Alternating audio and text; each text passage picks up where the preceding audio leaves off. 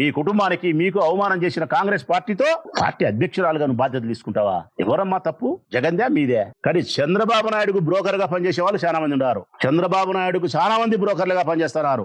ABN Radhakrishna పనిచేస్తాడు, మీరు పనిచేస్తారు, పవన్ కళ్యాణ్ పనిచేస్తాడు. ఒక్కొక్కటి పలుకులు మీ తల్లి. నీ ఏమో శిలక పలుకులు ఆయన కోసం, చంద్రబాబు నాయుడు కోసం. ఈయన ఏమో ఏబిఎన్ రాధాకృష్ణ ఏమో రోత పలుకులు, ఆయన పవన్ కళ్యాణ్ ఏమో ప్యాకేజీ పలుకులు. ఎవరిని ఉద్ధరించేదానికి మీరు?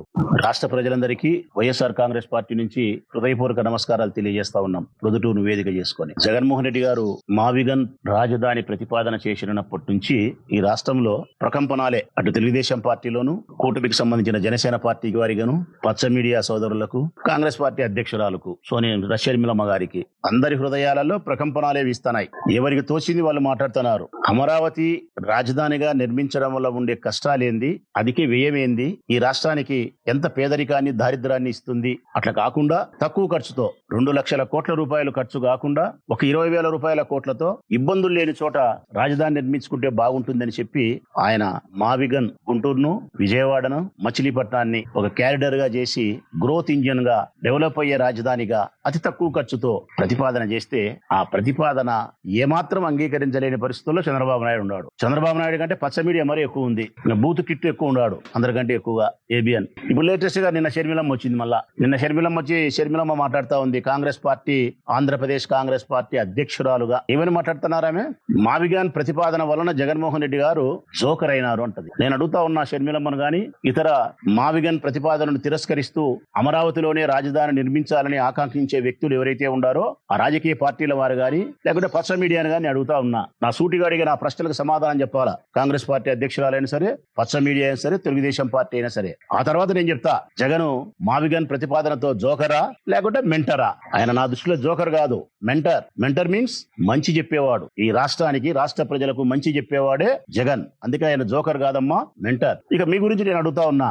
శివరామకృష్ణన్ కమిటీ అమరావతి రాజధానిగా నిర్మించడానికి ఏమాత్రం యోగ్యత లేదు అని కమిటీ తీర్మానం సిఫారసు చేసిన తర్వాత ఇక్కడ భూకంపాలు ఎక్కువ వచ్చేదానికి ఆస్కారం ఉంది, వరదల బీభత్సం ఎక్కువ వచ్చేదానికి ఆస్కారం ఉంది, ఎగువ ప్రాంతంలో వర్షాలు కురిసిన ప్రతిసారి ఇది తడిసి ముద్దయితుంది. అంతకు మించి రాజధాని నిర్మించాలంటే ఇక్కడ నీటి ఊట పైనే ఉంది కాబట్టి చాలా లోతుకు పునాదులు తీయాల్సిన అవసరం ఉంది. చాలా వ్యయంతో కూడిన పని, శ్రమతో కూడిన పని. ఏ కారణాలతో చూసినా కూడా అమరావతిని రాజధానిగా నిర్ణయించడానికి అవకాశం లేదని చెప్పి శివరామకృష్ణన్ కమిటీ తీర్మానం చేసినాక 3 పంటలు పండే, బంగారాన్ని పండించే వ్యవసాయ భూములను మీరు అనవసరంగా రాజధాని పేరుతో నాశనం చేస్తానారని చెప్పి మేధావులంతా చెప్పిన తర్వాత, అన్నిటికీ మించి ప్రపంచ బ్యాంకే చెప్పింది ఇక్కడ రాజధాని నిర్మాణానికి అమరావతి యోగ్యత లేదు కాబట్టి మేము రుణాలు ఇవ్వము అని చెప్పింది. ఇదే విషయాన్ని మీ మున్సిపల్ శాఖ మంత్రి నారాయణ కూడా స్పష్టం చేసినాడు. ప్రపంచ బ్యాంక్ అప్పులు ఇయ్యనని చెప్తా ఉంది. కారణం ఇది అమరావతి రాజధాని నిర్మాణానికి యోగ్యత లేదు, ఇదిగో ఈ కారణాలని చెప్పింది. ఇన్ని కారణాలు చెప్తే శివరామకృష్ణన్ కమిటీ తీర్మానం చేస్తే మళ్ళీ అక్కడే రాజధాని, అమరావతిలోనే రాజధాని కట్టాలంటున్నారంటే ఎవరి కోసం, ఎవరి డబ్బుతో కడుతున్నారయ్యా? నేను తెలియక అడుగుతా. ఎవరి కోసం కడుతున్నారు? అమరావతి రాజధానిగా 2 లక్షల కోట్ల రూపాయలు ఖర్చు పెట్టి కడతామంటున్నారు. ఇది సాధ్యం కాదు. రైతులను నాశనం చేసి ఈ రాష్ట్రంలోని ప్రజలందరినీ పేదవాళ్ళను చేసి ఎవరిని ధనవంతులు చేయాలని, ఒక కులాన్ని ధనవంతులు చేసేదాని కోసం ఈ రాష్ట్రంలో ఉండే అన్ని కులాలను పేదవాళ్ళని చేస్తున్నారు మీరు. ఒక రాజకీయ పార్టీకి సంబంధించిన మీ నాయకులను ఐశ్వర్యవంతులు చేసేదాని కోసం ఈ రాష్ట్రంలో ఉండే అన్ని వ్యవస్థలను దారిద్ర్యంలోకి తీసుకుపోతున్నారు మీరు. ఇంత తప్ప ప్రయోజనం ఏముంది? మీ కులానికి సంబంధించిన వాళ్ళు, మీ పార్టీకి సంబంధించిన వాళ్ళు విచ్చలవిడిగా విపరీతంగా ముందే భూములు బినామీ పేరుతో కొని, భూములు పెట్టుకొని, దాని విలువలు పెంచుకొని, మీరు డబ్బులు సంపాదించుకొని 100,000 కోట్లకు అధిపతులు అయ్యే దాని కోసం అమరావతిని రాజధానిగా నిర్ణయిస్తారా? ఈ విషయాలను షర్మిలమ్మ గారు ప్రస్తావించరా? ఇప్పుడు నేను అడుగుతా ఉన్నా కాంగ్రెస్ పార్టీ అధ్యక్షురాలు, రాష్ట్ర అధ్యక్షురాలు షర్మిలమ్మ గారిని, ఏందమ్మా మీ స్టాండ్? అమరావతిలో రాజధాని నిర్మాణం చేపట్టడం సబబు కాదా? మావిగన్ కరెక్ట్ కాకపోతే ఏది కరెక్ట్? దోనకొండలో కట్టడం కరెక్టా? లేకుంటే అమరావతిని కట్టడం కరెక్టా? మావిగన్ కరెక్టా? లేకుంటే యాడ కరెక్ట్? మీరంతా హైదరాబాద్ లో ఉంటారు కాబట్టి చంద్రబాబు నాయుడు, పవన్ కళ్యాణ్, షర్మిలమ్మ, ఏబిఎన్ ఆంధ్రజ్యోతి అందరు మీరు హైదరాబాద్ లో నివాసం ఉంటారు కాబట్టి హైదరాబాద్ లో కట్టుకున్నాం ఆ రాజధాని. అది ఇంకా బాగుంటుంది చూడండి. మావిగన్ ప్రతిపాదన కరెక్ట్ కాదు అన్నప్పుడు షర్మిలమ్మనైనా మరొకరినైనా అడుగుతా ఉన్నా నేను, ఏది కరెక్ట్ మీ ప్రతిపాదన? అమరావతి రాజధాని నిర్మాణంగా మీరు అంగీకరిస్తున్నారా? శివరామకృష్ణ కమిటీ తీర్మానం చేసిన తర్వాత కూడా ఇక్కడ వరదలతోనూ భూకంపాలతోనూ ఇది తరంగాదని చెప్పి మేధావులు చెప్పిన తర్వాత కూడా అధిక వ్యయంతో కూడిన, శ్రమతో కూడిన నిర్మాణాలు చేపట్టాల్సి వస్తుంది. పునాదులు తీయాలంటే చాలా లోతుకు పోవాల్సి వస్తుంది. నీళ్లు పై ఆయన్నే ఊటపడతా ఉంది. మా మంగళగిరి మా మాజీ ఎమ్మెల్యే రామకృష్ణారెడ్డి చెప్తానంటాడు, యోగ్యత లేదని మేధావులంతా చెప్తానంటారు. ఈ బుద్ధుడికి మీరు కట్టడాలు కట్టలేకపోతున్నారు, కారణం ఈ బుద్ధు వర్షాకాలం వస్తే నీళ్లు తోడుకుంటున్నారు, కారణం కంప చెట్లు కొట్టేసుకుంటారు, ఇప్పటికీ కారణం ఈ కారణాలే. ఇంకా మీరు 100 ఏళ్ళున్నే మీరు ఆడ అమరావతి రాజధాని కట్టలేరు. మరి ఇవన్నీ తెలిసి షర్మిలమ్మ ఏ విధంగా మాట్లాడుతుంది? జోకర్ అని మావిగన్ ప్రతిపాదన మీకు తప్ప అందరికీ నచ్చుతా ఉంది. మీకు తప్ప చంద్రబాబు నాయుడు గారిని సపోర్ట్ చేసే వాళ్లకు జగను జోకరో కాదో కానిమ్మా తర్వాత మాట్లాడదాం, జోకరా కాదా అనేది. కానీ చంద్రబాబు నాయుడుకు బ్రోకర్ గా పనిచేసే వాళ్ళు చాలా మంది ఉన్నారు. చంద్రబాబు నాయుడుకు చాలా మంది బ్రోకర్లుగా పనిచేస్తున్నారు.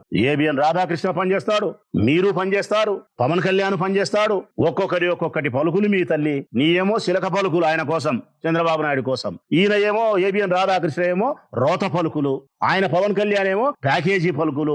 ఎవరిని ఉద్ధరించేదానికి మీరు నిజంగా షర్మిలమ్మ కాంగ్రెస్ పార్టీ అధ్యక్షురాలుగా నిజంగా ఆ బాధ్యతను స్వీకరించిన మనిషి అయితే ప్రజా సమస్యల గురించి ప్రస్తావించదా? ఫీజు రియంబర్స్మెంట్ కట్టక పిల్లలు అల్లాడిపోతున్నారు, ఆరోగ్యశ్రీ పథకం నిలిపివేసి రోడ్లు ఎక్కినారు, ఎంతో మంది ప్రాణాలు పోగొట్టుకునే పరిస్థితి పేదవాళ్ళు ఉన్నారు, రైతుల కష్టాలతో విలవిలలాడుతా ఉన్నారు. సంక్షేమ పథకాలు ఏక చంద్రబాబు నాయుడు మాట తప్పితే పేద మధ్యతరగతి వర్గాలకు సంబంధించిన మహిళలు ఇబ్బందులు పడతా ఉన్నారు. నిరుద్యోగులు ఉద్యోగం కల్పన లేక ఇబ్బంది పడుతున్నారు. ఉద్యోగస్తులు వారికి ఇచ్చిన హామీ నెరవేర్చక ఇబ్బంది పడుతున్నారు. ఇవి రాష్ట్రంలో పరిపాలన చేస్తా ఉండేది తెలుగుదేశం పార్టీ కూటమి ప్రభుత్వం అయితే ప్రజా సమస్యలు ప్రస్తావించి ప్రజా సమస్యల కోసం పరిష్కారం కోసం ఈ ప్రభుత్వాన్ని ఎండగట్టాల్సిన దూదేకినట్టు ఎక్కాల్సిన షర్మిలమ్మ అవి గాలికి వదిలేసి శిలక పలుకులు పలుకుతాది చంద్రబాబు నాయుడు కోసం. 100 సార్లు ప్రతిపక్ష పార్టీలో ఉండే జగన్మోహన్ రెడ్డి గారిని విమర్శిస్తావు, ప్రభుత్వాన్ని నడుపుతా ఉండే చంద్రబాబు నాయుడును 100కి మాట్లాడతావు. ఒక్క మాట మేము అడుగుతా ఉన్నాం, మావిగన్ ప్రతిపాదన కరెక్ట్ కాకపోతే అమరావతి నిర్మాణం కరెక్టా కాదా? ఇది చెప్పండి. మీరు ఎవరో, మీ అందరికీ కరెక్ట్ రాజధాని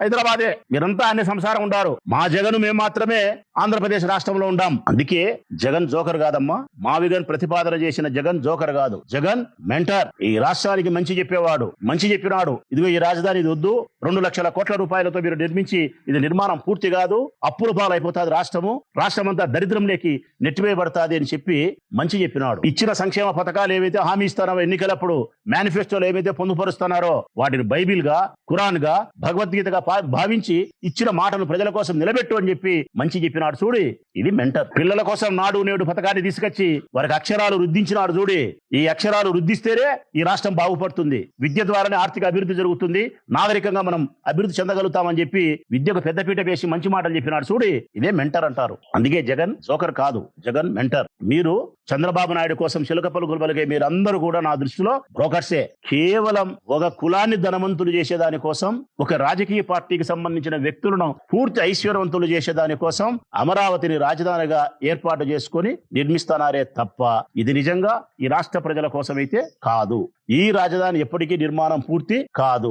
ఈ తెలిసినప్పటికీ కూడా ఏబిఎన్ ఆంధ్రజ్యోతి గాని, మహా న్యూస్ గాని, లేకుంటే TV5 గాని, ఈటీవీ గాని, ఆంధ్రజ్యోతి పత్రిక గాని, ఈనాడు గాని, రామోజీరావు సంస్థ వ్యవస్థలు గాని వీళ్ళందరూ కూడా చంద్రబాబు నాయుడు గారి కోసం పనిచేసే వ్యక్తులే.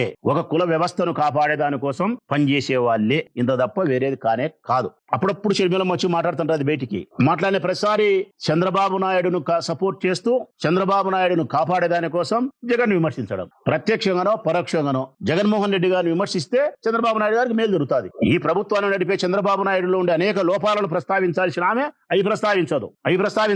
జగన్మోహన్ రెడ్డి గారిని ప్రస్తావిస్తుంది. బీజేపీకి దత్తపుత్రుడా మేము జగన్మోహన్ రెడ్డి గారు? బీజేపీకి జగన్మోహన్ రెడ్డి గారు దత్తపుత్రుడైతే నిన్న ఎన్నికల్లో మేము ఓడిపోతామమ్మా, బీజేపీ మాతో పొత్తు పెట్టుకునే దానికి చేయి జాపింది, 2 హస్తాలు దాచి కౌగిలించుకునే దానికి పిలిచినారు, ఆలింగనం చేసుకుంటాం ప్రేమపూర్వకంగా జగన్మోహన్ రెడ్డి గారిని తిరస్కరించినాడు ఆయన. నేను ఒక్కనే పోటీ చేస్తా, సింగిల్ గానే నేను పోటీ చేస్తా, నా రాజకీయ పార్టీని మరొక పార్టీతో మరొక జెండాతో నా జెండాను జత కట్టనని చెప్పినాడు. ఈ చంద్రబాబు నాయుడు మాదిరి 36 జెండాలు కట్టలే. మీరమ్మా కాంగ్రెస్ పార్టీ అధ్యక్షురాలుగా నువ్వు బాధ్యతలు తీసుకునేవా? చూడి, నీవు సమాధానం చెప్పాలా. ఇదే నీ నోటితోనే ఒకప్పుడు ఏం చెప్పినావు? స్వర్గీయ నీ తండ్రి వైఎస్ రాజశేఖర రెడ్డి గారి మరణం వెనుక నాకు అనుమానం ఉంది, కాంగ్రెస్ పార్టీ వారే చంపినారు అని చెప్పి మాట్లాడినావు. నీ తల్లిని, నీ అన్నను సోనియా గాంధీ ఢిల్లీకి పిలిపించుకొని నియంత్రితపు ఆలోచనలు వాళ్ళ మీద రుద్దే ప్రయత్నం చేసింది. నీ తండ్రి మరణించిన చోటికి ఓదార్పుకు పోకూడదు హుకుం జారీ చేసింది వాళ్ళ మీద. నీ తల్లిని గౌరవించలే, నీ తండ్రిని స్వర్గీయ నీ తండ్రిని మరణించిన నీ తండ్రిని గౌరవించలే, కాంగ్రెస్ పార్టీకి సేవ చేసినటువంటి రాజశేఖర రెడ్డి గారిని గౌరవించలే, మీ అన్నను గౌరవించలే, మీ కుటుంబానికి మీకు అవమానం చేసిన కాంగ్రెస్ పార్టీతో పార్టీ అధ్యక్షురాలుగా నువ్వు బాధ్యతలు తీసుకుంటావా? ఎవరమ్మా తప్పు? జగన్దే మీదే? పోని తీసుకునేవు కాంగ్రెస్ పార్టీ అధ్యక్షురాలుగా. కాంగ్రెస్ పార్టీకి ఏమైనా నువ్వు మేలు చేస్తున్నావా? కాంగ్రెస్ పార్టీకి మేలు చేయలే. తెలుగుదేశం పార్టీకి మేలు చేస్తున్నావు. నిజంగా మీ ఢిల్లీలో ఉండే కాంగ్రెస్ పార్టీకి కళ్ళే తెరిచి చూస్తే కదా 24 గంటలు నేను పదవి నుంచి తొలగించాలా? కారణం కాంగ్రెస్ పార్టీ అధ్యక్షురాలుగాను కొనసాగినంత కాలం ఈ రాష్ట్రంలో తెలుగుదేశం పార్టీకి మేలు చేస్తున్నావే తప్ప నిజంగా ప్రజా సమస్యల పరిష్కారానికి నువ్వు ప్రయత్నం చేయడంలే. నీ కుటుంబ కలహాలను